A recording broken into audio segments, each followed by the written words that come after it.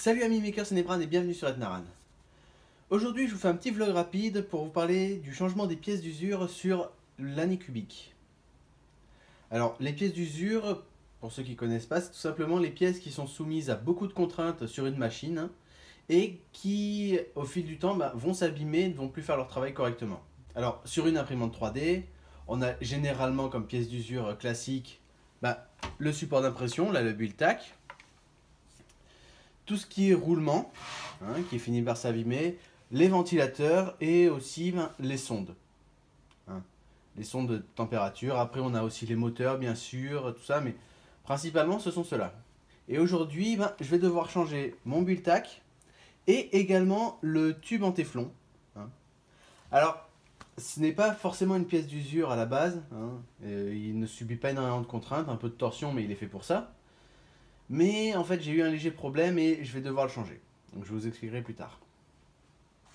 Donc déjà le build-tack. Pourquoi je vais devoir le changer? Tout simplement parce que comme vous le savez, j'ai cette imprimante depuis plusieurs mois et je m'en sers très souvent. Alors le build-tack, c'est une surface d'accroche qui permet vraiment au print d'adhérer correctement. Et le fait est que la plupart de mes prints laissent des traces dessus. Dès qu'on règle un petit peu mal l'offset, ça laisse un peu des traces. À force de racler avec la spatule aussi, ça laisse des traces. Il en reste encore. En plus, ça accroche vachement bien dessus. Donc forcément, ça s'enlève pas comme ça. Donc il y a plein de traces. Alors les traces encore, ça va. C'est pas trop problématique. Ça finit par se voir un petit peu sur les autres impressions, mais ça va. Le problème, c'est que à force d'utiliser cette spatule, j'ai fini par créer des petits trous, des parties là, vous voyez, qui se surélèvent. Alors là, c'est un gros, mais j'ai quelques petits trous dessus. Et en fait, le problème, c'est que généralement, quand on fait un petit trou avec la spatule à l'intérieur, on entraîne un petit peu de matière, ce qui fait une petite bosse. Ou alors, on enlève une petite partie et du coup, ça fait un creux. Et après, pour imprimer correctement, c'est l'enfer. Donc au bout d'un moment, le build-tack, il faut le changer. Voilà. Je sais pas combien de kilos de plastique j'ai fait passer dessus, mais il est temps de le changer. Mais ça se fait pas tout seul parce que forcément c'est adhésif, ça partira pas tout seul. Voilà. Donc maintenant le tube téflon, pourquoi je dois le changer? Tout simplement parce qu'en milieu de semaine, je suis rentré chez moi, j'avais lancé une impression pendant la journée, justement pour l'épisode de cette semaine, qui va sortir demain je pense. Et donc le print était à moitié fini, il n'y avait que la moitié qui s'était imprimée. La buse était complètement bouchée, tout simplement parce que le filament est resté à l'intérieur et que ça chauffait et ça bougeait pas. Donc au bout d'un moment, ça crée un petit caillot.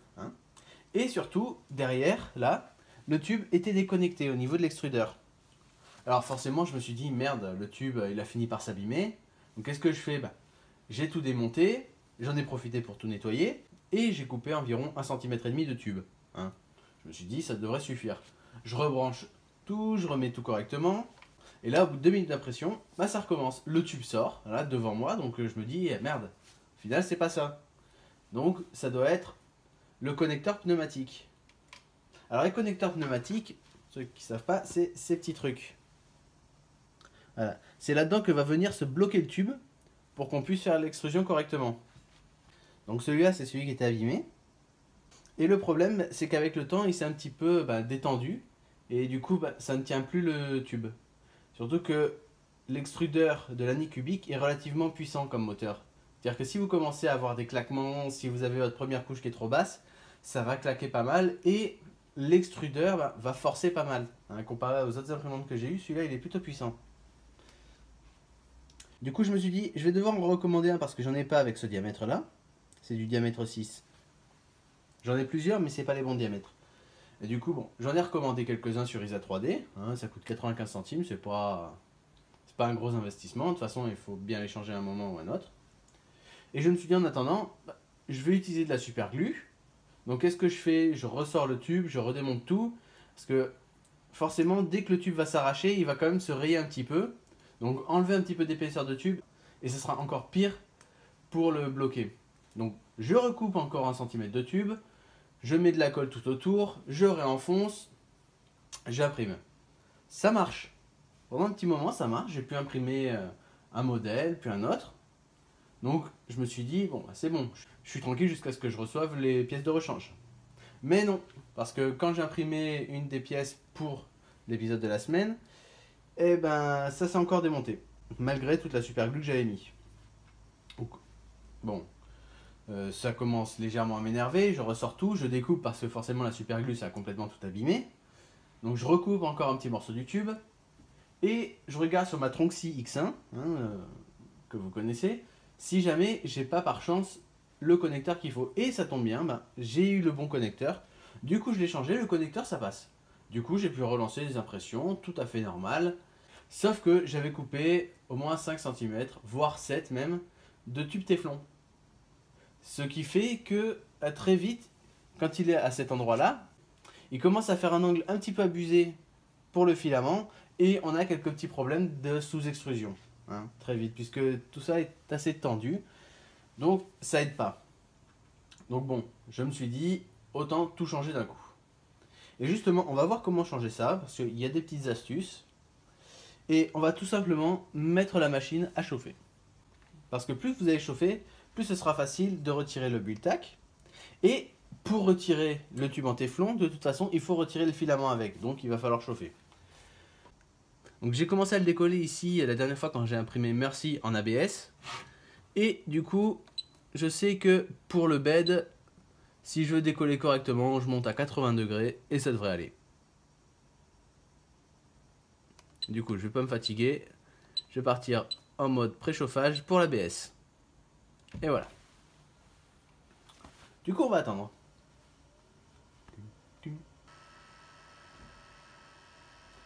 Bien, donc la température est quasiment bonne pour le tube. Là, on est à 190 degrés, donc ça devrait être bon. Je vais pouvoir retirer sans trop de difficulté. Alors, ça force toujours un peu, puisqu'il y a déjà effet ventouse sur le filament.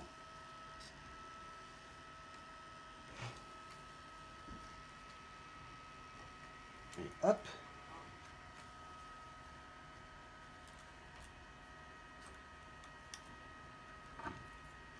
Alors, en fait, le filament à l'intérieur est légèrement kikinant. Voilà. Il fait une petite boule au bout, ce qui fait qu'on ne peut pas le retirer sans en extruder un petit morceau d'abord. Pas bien grave. Voilà, j'ai retiré le filament. J'ai plus qu'à retirer le tube.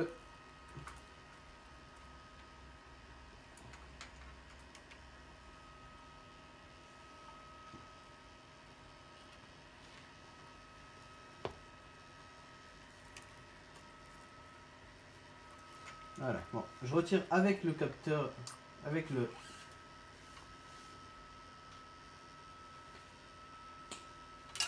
Voilà, comme ça je vous montre. Donc je vais retirer avec le connecteur pneumatique, pour vous montrer un petit peu. Donc voilà, c'est celui de la X1.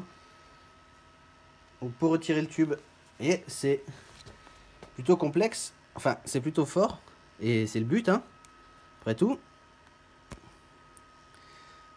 Et voilà. Plutôt compliqué puisque ça sert, le but c'est justement que ça parte pas. Donc là c'est bon, c'est retiré, je vais pouvoir le remettre lui. Et maintenant on a la bonne température aussi je pense pour commencer à décoller le bulle-tac. Donc on prend la spatule, on soulève un coin et petit à petit, voilà.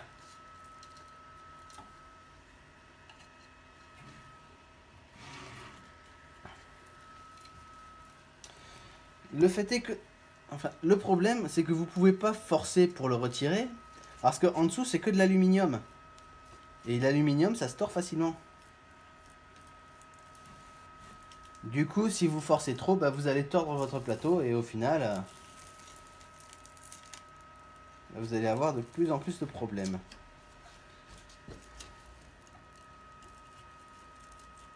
Donc c'est assez long, et ça laisse pas mal de traces.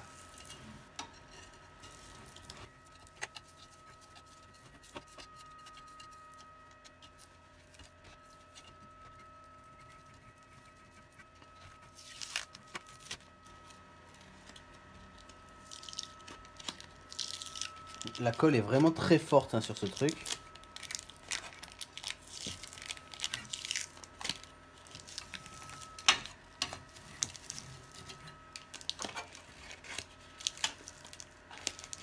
Et en plus on risque de se brûler. Donc faut faire attention. Voilà, choper le bon. J'ai chopé le coup. Donc il suffit d'enfoncer la spatule un peu et ensuite de tout relever en faisant levier. En faisant ça.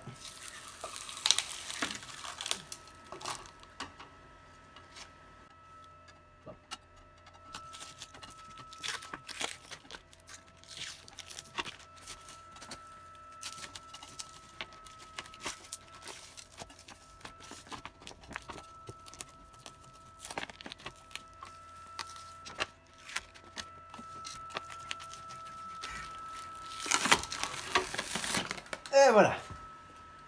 Alors je viens de voir, la dernière fois j'ai fait un gros trou dessus sur le bulle-tac, sauf qu'apparemment j'ai pas entaillé que le bulle-tac puisque j'ai aussi ici complètement abîmé mon plateau. C'est pas grave, je vais retirer le morceau avec l'épaisseur du bulle-tac, ça devrait pas te poser de problème. Bien, maintenant on va tout refroidir.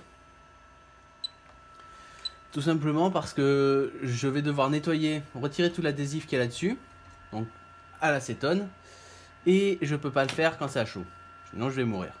Voilà. Donc on se retrouve quand ça a fini de refroidir. Et voilà, donc on est de retour, tout est refroidi, là je peux poser ma main, c'est à 25 degrés. Alors je sais pas si on voit bien, mais il y a toute une couche blanche par-dessus. C'est toute une couche d'adhésif qui est restée dessus. Donc pour le retirer, il n'y a pas 36 solutions. On va y aller avec de l'acétone. Alors attention quand vous utilisez ce genre de produit, j'ai attendu que ça refroidisse justement parce que l'acétone, ça fait des vapeurs toxiques et c'est inflammable. Et les vapeurs sont également inflammables. Donc je vous raconte pas le bordel. Donc je vais tout simplement utiliser un chiffon imprégné d'acétone pour essayer de tout nettoyer. Le premier chiffon qui me tombe dessus, plein de petits filaments et de morceaux de support, sérieusement. Hop là. Je vais imbiber un peu, on va voir si ça marche.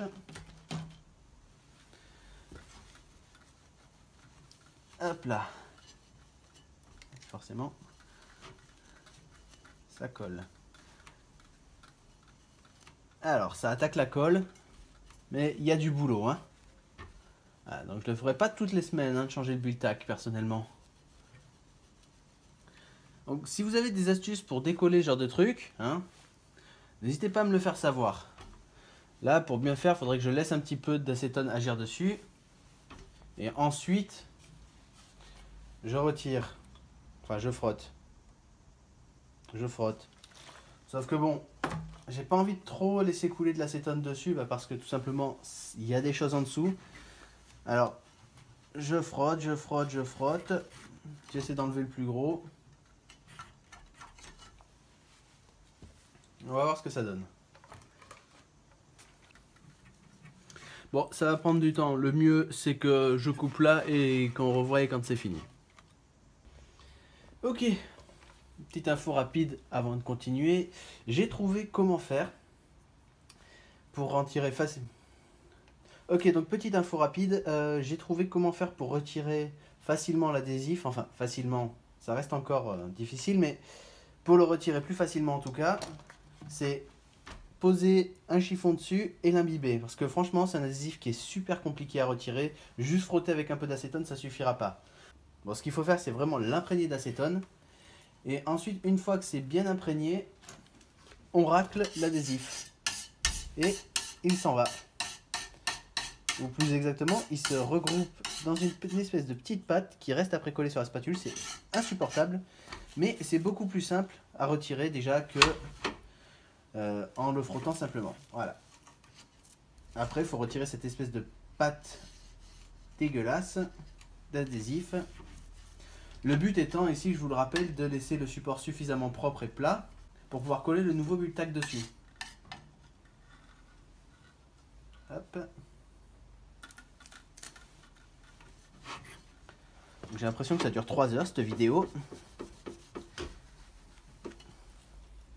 Mais bon, allez, on y retourne. Et voilà, donc ça m'a pris du temps. Je pense pas que je l'aurai plus propre que ça. Alors il y a plein de rayures dessus maintenant. Hein, c'est tout simplement la spatule. J'ai limite envie de ne pas mettre un nouveau Bultac et de juste utiliser du Blue Tape. Parce que c'est franchement une horreur à retirer. Et en plus, ça colle au doigt là. C'est dégueulasse. Merde. J'ai vidé la moitié de la bouteille d'acétone sur mes mains pour pouvoir me nettoyer. Hein. C'est pas recommandé, mais c'était le seul moyen de tout faire partir. Et ça colle encore. Voilà. Mais bon, je pense que je pourrais pas aller plus loin. Donc maintenant, on applique le nouveau. Donc à la rigueur, faites pas comme moi, utilisez des gants. Hein, déjà, quand vous retirez tout ça, ça serait une meilleure idée. Donc le nouveau Bultac, alors c'est aussi un Bultac Anycubic, hein, il était offert avec l'imprimante. Donc il suffit maintenant de retirer la plaque d'adhésif et de le placer correctement, proprement et sans faire de bulles. Donc c'est un peu comme les écrans de téléphone, hein.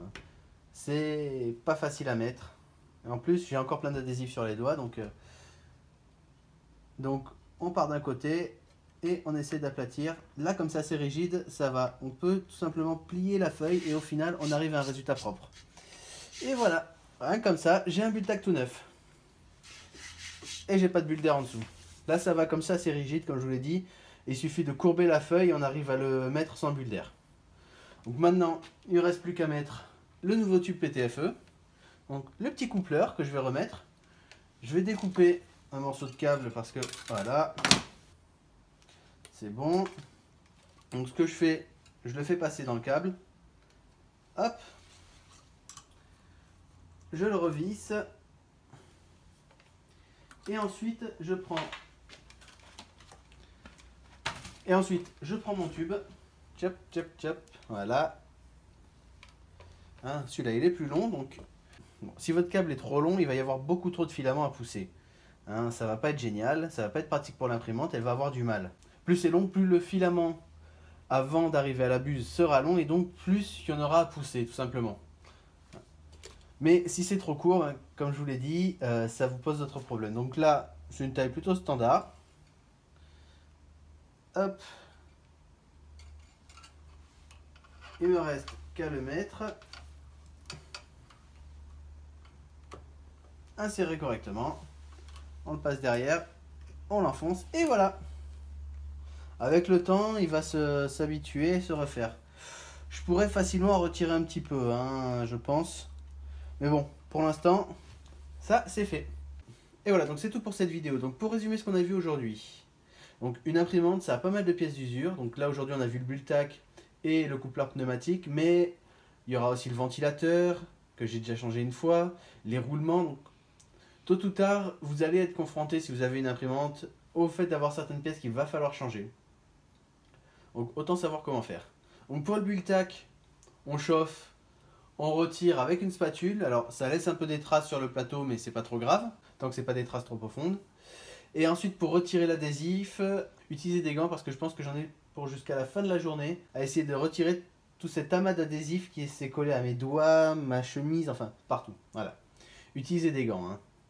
Et pour le tube, bah, tout simplement prendre un tube d'une bonne taille. Là, pour l'Anycubic, c'est pas trop dur de trouver la taille, tout simplement parce que le tube avant était à l'intérieur de ce câble. Donc le tube faisait grosso modo la taille de ce câble. Là, il est beaucoup plus long. Je vais sans doute en couper facilement 10 cm. Mais il restera suffisamment long pour éviter qu'il se courbe trop pendant l'impression. Et voilà, donc pour le changement des autres pièces, ben, je vous ferai sans doute des vidéos au fur et à mesure. Hein. Comment changer la tête, comment changer un ventilateur, les roulements, si je viens avoir besoin de changer les roulements, c'est jamais. Mais bon, je ferai ça en temps et en heure. Et voilà, donc il ne me reste plus qu'à vous dire ben, de mettre un pouce bleu à la vidéo si vous avez aimé, de la partager, hein, de vous abonner à la chaîne si ce n'est pas déjà fait. Et moi je vous dis à très vite pour une prochaine vidéo. Ciao!